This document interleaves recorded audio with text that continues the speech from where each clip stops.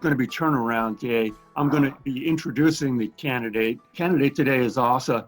She's from Ghana, the country in Africa. She went to Berkeley, and her GPA and GMAT scores at Berkeley were a little below what the average scores are for her target school. So the question with her is, do you have enough to overcome the fact that she'll be presenting GMAT and GPA that is sort of silver, not gold, for her target school? And then Asa, why don't you say hello and tell us where you work now and what you do and what you want to do. Sure thing. Hi, everyone. My name is Asa. I am living in Ghana, and I work with a real estate company which basically builds luxury apartments in Ghana and hopefully in the West Africa sub-region.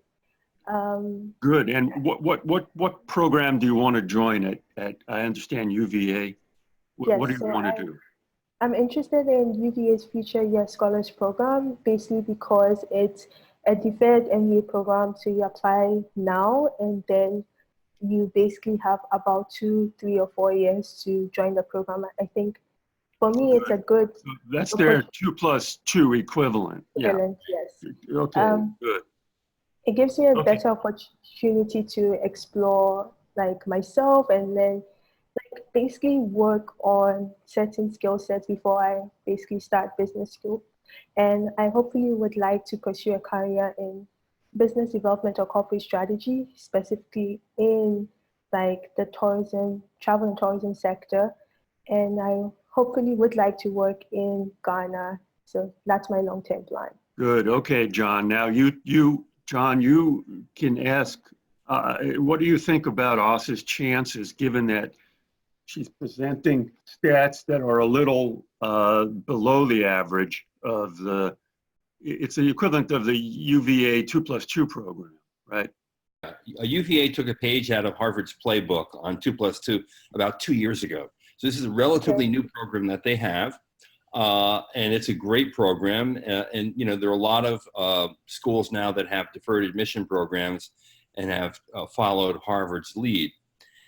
The thing about UVA is it is an excellent time to apply to that school, and I'll tell you why. Unfortunately for the school, they had an episode a couple of years ago where there was a demonstration in Charlottesville that turned violent and resulted in the death of one person.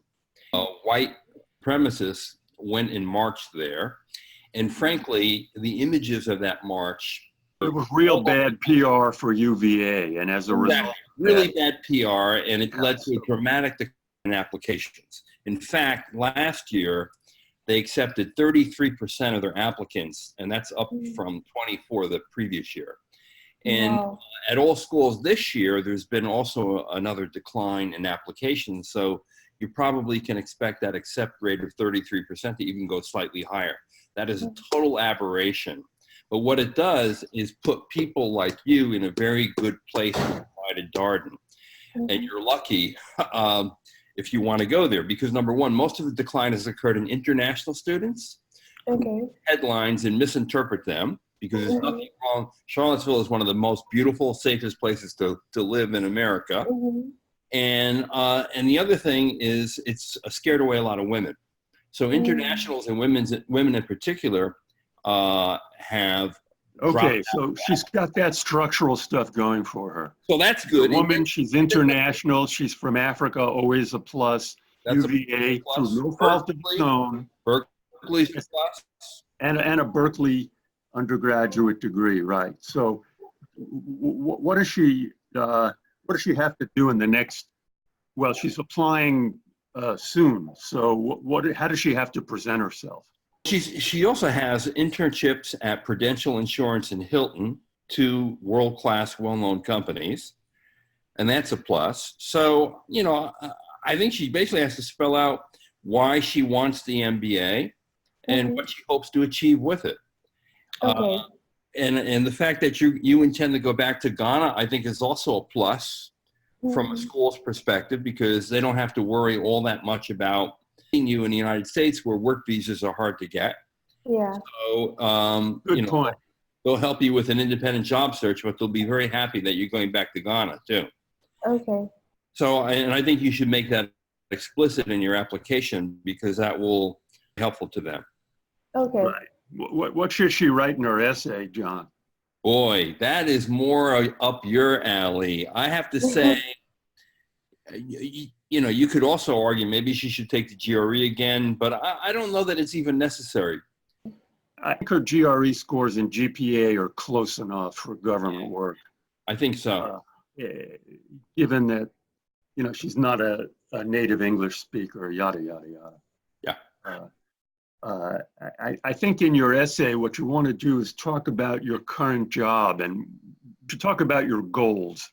Okay. You should start your essay. These are the elements of your essay. You don't have to list them in this order. You should say, my goals are to return to Ghana and do what? What would you say?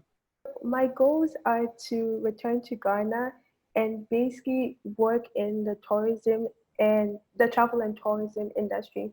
And that's basically because I really see that as a sector which has been under-harnessed in Ghana.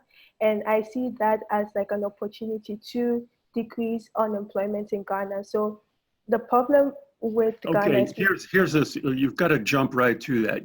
The first sentence of your essay should be, my goals are to have a positive impact on employment and business development in Africa. Okay. That's a beautiful sentence. Right. And then you say, for me, this could mean several things. It could mean working in this industry or that industry. Okay, okay, that's a good introduction. Yeah. And then you go to this next part. Several important events in my life have influenced these goals. And then you have to figure out what the major influences have been in your life. Could be your parents. Like a big influence was my parents. Okay. And what their influence was this. Another influence was the experience of going to school at Berkeley. Another influence was my jobs at Prudential and Hilton. And here's what I did, and here's what the influence was. And another influence is my current job, where I've seen how doing this and that can have a real impact. Got it? Yes. We're all set. Okay. Here's the other thing I think Issa should do. I think she should have a mock interview. Okay. And I think a mock interview is extremely important to you. I don't know, are you speaking English on a regular basis in Ghana? Yes. Okay, that's good.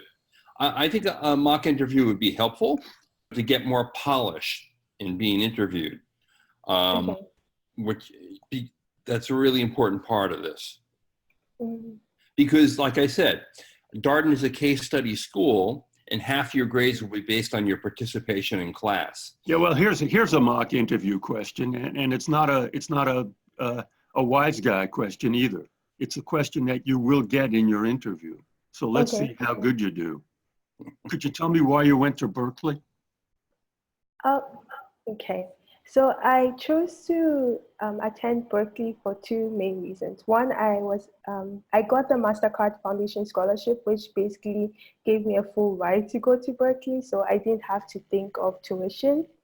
And also, I was really, like, Berkeley is known for its social impact, and going to Berkeley helped me develop this sense of passion for myself and for my country.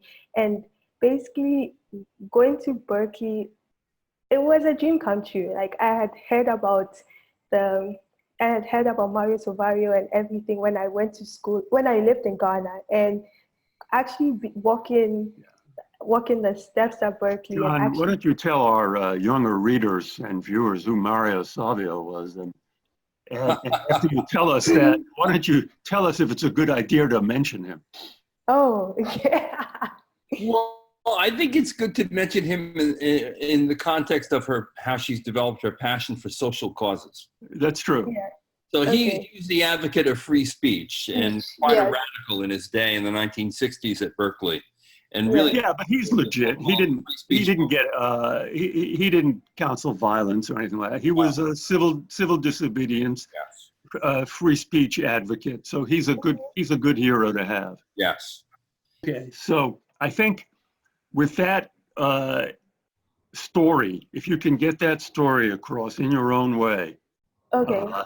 I think your chances at that UVA program are pretty good. Okay. And John said, yeah, mock interview.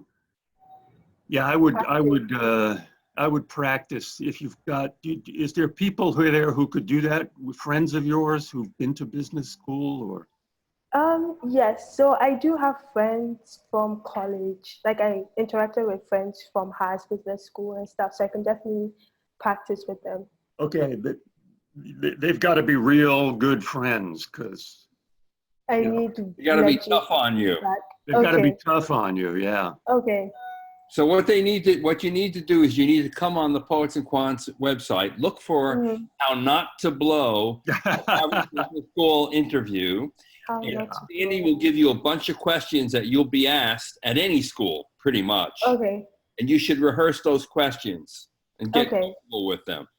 Okay. Yeah, have your friends just go on the internet and go, what are business school interview questions? Or go to Poets and Quants and search for business school interview questions and give those to your friends and say, ask me these questions. Okay.